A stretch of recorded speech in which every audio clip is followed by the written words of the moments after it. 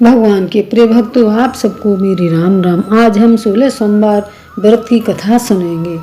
मृत्युलोक में भ्रमण करने की इच्छा करके एक समय श्री भूतनाथ महादेव जी माता पार्वती के साथ पधारे।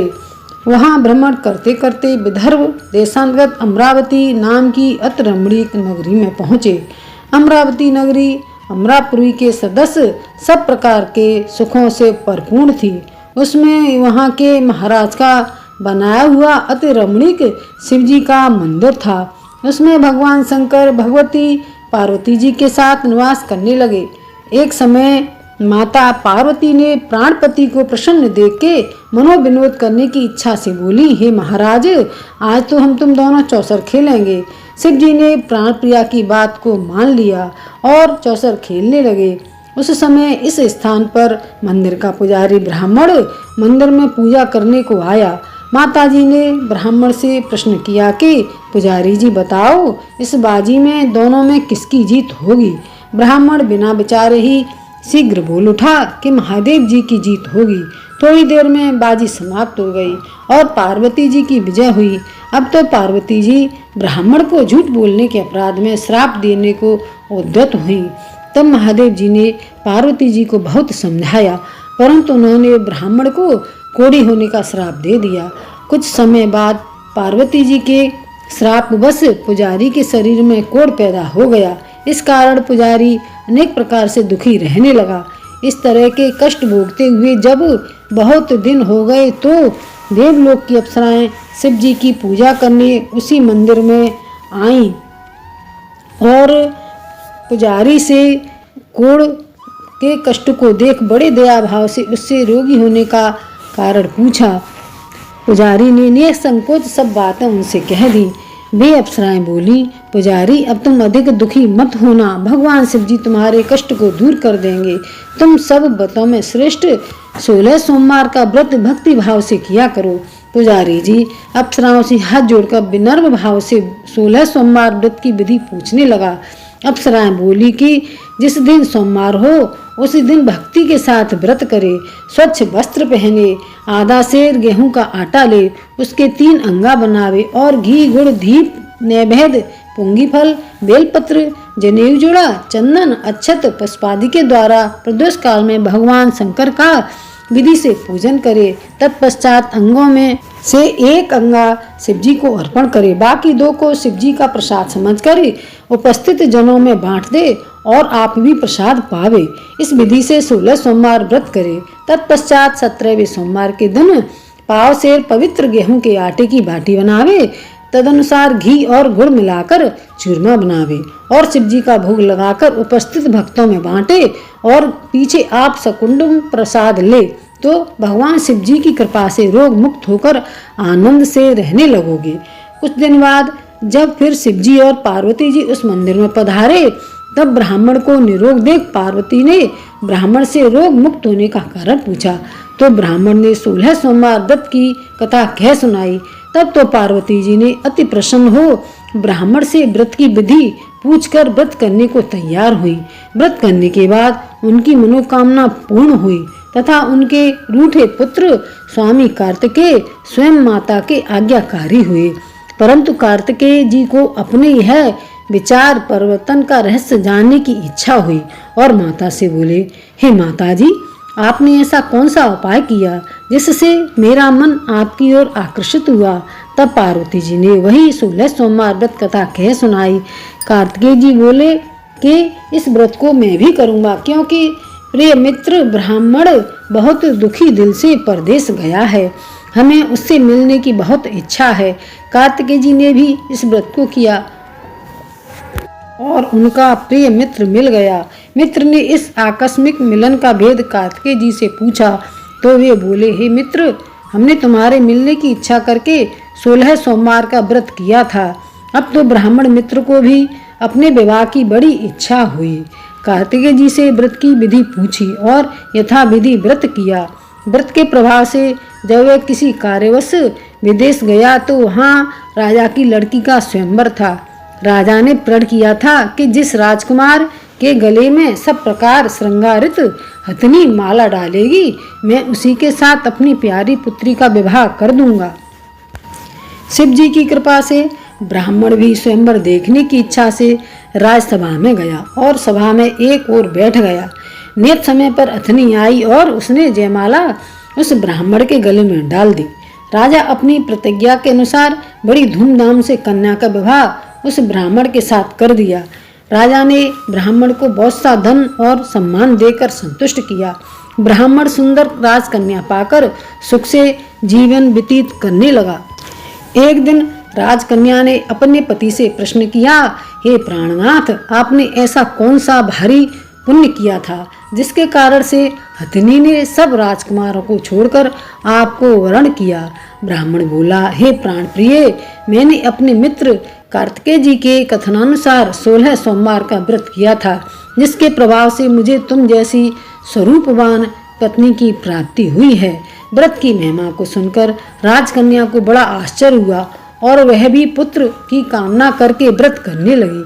शिव जी की दया से उसके गर्भ से अति सुंदर सुशील धर्मात्मा और विद्वान पुत्र उत्पन्न हुआ। माता पिता दोनों उस देव पुत्र को पाकर अति प्रसन्न हुए और उसका पालन पोषण भली प्रकार से करने लगे। जब पुत्र समझदार हुआ तो एक दिन अपनी माता से प्रश्न किया कि माँ, तुमने कौन सा ऐसा व्रत एवं तप किया जो मेरे जैसा पुत्र तुम्हारे गर्भ से उत्पन्न हुआ। माता ने पुत्र का प्रबल मनोरथ जान करके अपने किए हुए 16 सोमवार व्रत को विधि के सहित पुत्र को बताया। पुत्र ने ऐसे सरल व्रत और सब तरह के मनोरथ पूर्ण करने वाला सुना तो वह भी इस व्रत को राज्याधिकार पाने की इच्छा से हर सोमवार को यथाविधि करने लगा। तो एक दिन एक देश के वृद्ध राजा के दूतों ने आकर उसको राजकन्या के लिए वरण किया। राजा ने अपनी पुत्री का विवाह ऐसे सर्वगुण संपन्न ब्राह्मण युवक के साथ करके बड़ा सुख प्राप्त किया। वृद्ध राजा के दिवंगत हो जाने पर यही ब्राह्मण बालक गद्दी पर बिठाया गया, क्योंकि दिवंगत राजा के कोई पुत्र नहीं था। राज्य का उत्तराधिकारी होकर भी वह ब्राह्मण पुत्र अपने 16 सोमवार के व्रत को धारण करता रहा। जब 17वां सोमवार आया तो विप्रपुत्र ने अपनी प्रियतमा से सब पूजन सामग्री लेकर शिव पूजा के लिए शिवालय में चलने को कहा, परंतु प्रियतमा ने उसकी आज्ञा की परवाह नहीं की। दास-दासियों के द्वारा सब सामग्री शिवालय में भिजवा दी और आप नहीं गई। जब राजा ने शिवजी का पूजन समाप्त किया तब एक आकाशवाणी राजा के प्रति हुई, हे राजा, अपनी इस रानी को राजमहल से निकाल दे, नहीं तो तेरा सर्वनाश कर देगी। आकाशवाणी को सुनकर राजा के आश्चर्य का ठिकाना नहीं रहा और तत्काल ही मंत्रणागृह में आकर अपने सभासदों को बुलाकर पूछने लगा कि हे मंत्रियों, मुझे आज शिवजी की वाणी हुई है कि राजा तू अपनी इस रानी को महल से निकाल दे, नहीं तो ये तेरा सर्वनाश कर देगी।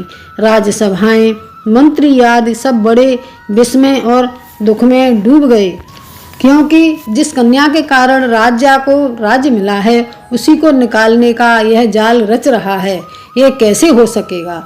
अंत में राजा ने उसे अपने यहाँ से निकाल दिया। रानी दुखी हृदय मन को कोसती हुई नगर के बाहर चली गई। बिना पद त्राण, फटे वस्त्र पहने, भूख से दुखी धीरे धीरे चलकर एक नगर में पहुंची। वहां एक बुढ़िया सूत काट कर बेचने को जाती थी। राजा की रानी की करुण दशा देख बोली, चल तू मेरा सूत बिकवा दे, मैं वृद्ध हूँ, भाव नहीं जानती हूँ। ऐसी बात बुढ़िया की सुन रानी ने बुढ़िया के सिर से सूत की गठरी उतार कर अपने सर पर रख ली। थोड़ी देर बाद आंधी आई और बुढ़िया का सूत पोटली के सहित उड़ गया।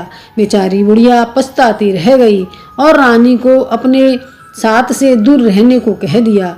अब रानी एक तेली के घर गई तो तेली के सब मटके शिवजी के प्रकोप के कारण उसी समय चटक गए। ऐसी दशा देख तेली ने रानी को अपने घर से निकाल दिया। इस प्रकार रानी अत्यंत दुखी हुई एक नदी के तट पर गई तो नदी का समस्त जल सूख गया। तत्पश्चात रानी एक वन में गई। वहां जाकर सरोवर में सीढ़ी से उतरकर पानी पीने को गई। उसके हाथ का जल में स्पर्श होते ही सरोवर का नील कमल के समान जल असंख्य कीड़ा में गंदा हो गया। रानी ने भाग्य पर दोषारोपण करते हुए उस जल को पी करके पेड़ की शीतल छाया में विश्राम करना चाहा, तो वह रानी जिस पेड़ के नीचे जाती उस पेड़ के पत्ते तत्काल ही गिर जाते।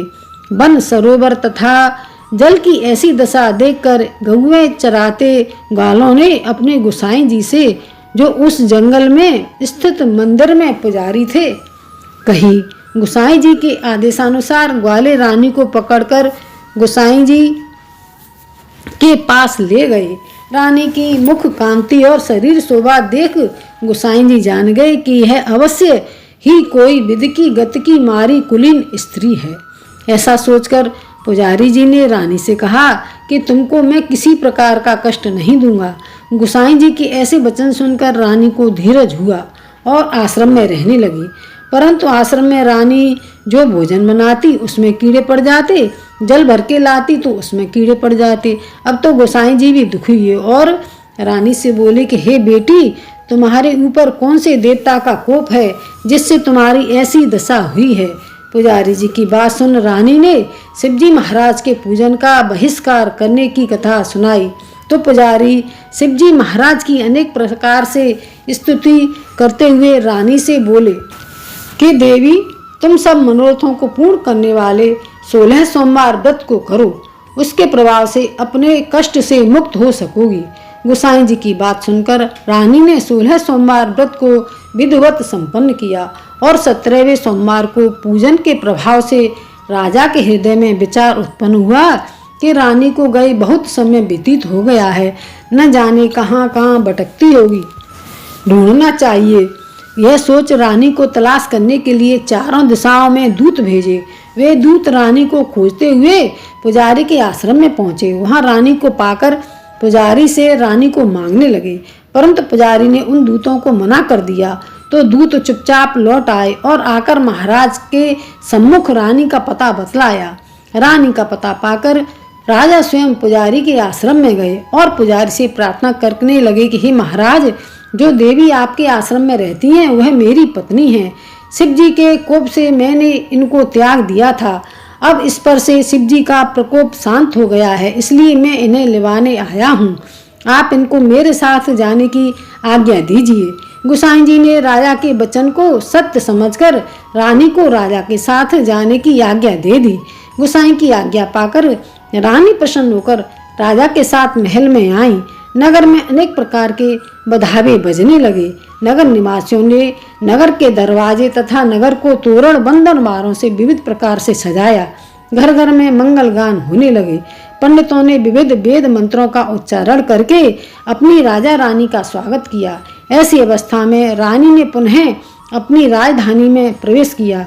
महाराज ने अनेक तरह से ब्राह्मणों को दानादि देकर संतुष्ट किया।